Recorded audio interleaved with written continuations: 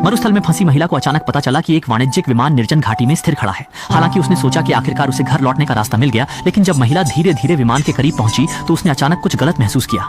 चाहे वह कितना भी जोर से मदद के लिए चिल्लाए, विशाल विमान से न तो कोई जवाब आया और न ही वहां कोई दिखा। जब उसने कॉकपिट का दरवाजा खोला तो ठंड के कारण कमजोर महिला और नहीं सह सकी। उसके सामने सिर्फ टूटी हुई नियंत्रण कक्ष था, ढह चुका क्षेत्र और पहले से ही निष्क्रिय संवाद उपकरण। इसलिए वह फिर से प्रस्थान करता है और यात्री केबिन में आता है, लेकिन जितनी ज्यादा उम्मीद थी उतनी ही ज्यादा निराशा हुई। पूरे केबिन में घूमने के बाद ऐसा लगता है कि सिर्फ एक खाली पानी की बोतल ही काम की है। और जब अन्ना असहाय महसूस कर रही थी, उसने खिड़की के बाहर हल्का सा देखा और अचानक समस्या का समाधान सूझ गया। उसके बाद वह पहले हैंगर की ओर गया और पूरी ताकत से टायर को धकेलकर बाहर फेंक दिया। जैसे जैसे आग धीरे धीरे बढ़ती गई, गाढ़ा काला धुआं आसमान की ओर उठता गया। लोग इधर उधर छिटक गए। लगा था कि अन्ना फिर से बचाव के लिए आएगी, लेकिन उसने सीधे नदी के किनारे पहुंचकर प्लास्टिक के कप से खाली बाल्टी में लगातार पानी डालना शुरू कर दिया, जबकि उसकी नजरें बीच बीच में दूर की ओर जा टकरा रही थी, जैसे कोई कीमती चीज उसका इंतजार कर रही हो। और अधिक अजीब बात यह थी कि महिला की प्यास से हालत गंभीर थी, फिर भी वह पानी की बाल्टी को उठाने में मेहनत करती रही। पीने के लिए एक घूंट भी नहीं लिया। और जब अन्ना बड़ी मुश्किल से गंतव्य पर पहुंची तो उसने एक कठिन सत्य देखा। जीवंत और खेलते कूदते छोटे लड़के की आंखें अब बंद थीं और उसके सफेद चेहरे पर ठंडा पसीना भरा हुआ था। अन्ना अपनी आंखों पर विश्वास नहीं कर पा रही थी, परंतु चाहे वह कार की खिड़की पर कितनी भी जोर से चिल्लाए, बच्चा फिर भी असंवेदनशील था, मानो सो रहा हो। संकट की घड़ी में अन्ना का चेहरा देखकर सामने की खाई की ओर देखते हुए उसने सोचा कि शायद कार समेत वहां जाना संभव है, मानो यह एक ख्वाब हो।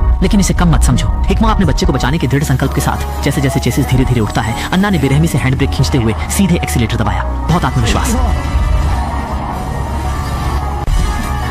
जैसे ही गाड़ी ने सफलतापूर्वक पत्थरों को तोड़ा, अन्ना ने सड़कों पर गाड़ी चलाई। कहानी के अंत में अन्ना अकेले ही बच्चे को लेकर अस्पताल पहुंची।